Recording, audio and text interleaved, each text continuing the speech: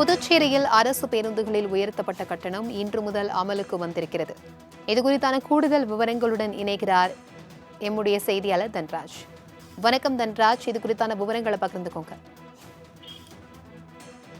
நிச்சயமாக பிரபாவதி. அதாவது புதுச்சேரியில் கடந்த 2018ஆம் ஆண்டு பேருந்து கட்டணமானது உயர்த்தப்பட்டுள்ளது. அதன் பிறகு கடந்த 6 ஆண்டுகளாக புதுச்சேரியில் பேருந்து கட்டணம் எதுவும் உயர்த்தப்படவில்லை. இந்த நிலையில் புதுச்சேரியில் தற்போது, அதாவது கடந்த வாரம் அரசு பேருந்து கட்டணத்தை உயர்த்தி அதுக்கான அறிவிப்பை கடந்த வாரம் புதுச்சேரி போக்குவரத்து துறையானது வெளியிட்டுள்ளது. அதன்படி இன்று முதல் இந்த பேருந்து கட்டண உயர்வானது அமலுக்கு வந்துள்ளது. அதன்படி புதுச்சேரியில் உள்ள அரசு மற்றும் தனியார் பேருந்துகளில் உள்ள கட்டணங்கள் ₹2 முதல் அதிகபட்சமாக ₹8 வரை கட்டணமானது உயர்த்தப்பட்டுள்ளது.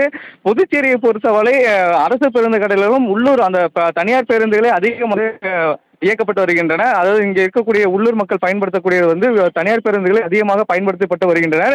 அவர்களுக்கு ஏற்கனவே டிக்கெட் கட்டணம் ₹10, குறைந்தபட்ச டிக்கெட் கட்டணம் ₹10 விலை நிர்ணயிக்கப்பட்ட நிலையில் தற்போது ₹2 அதிகரித்து ₹12 என வசூலிக்கப்படுகிறது தனி பேருந்துகளில்.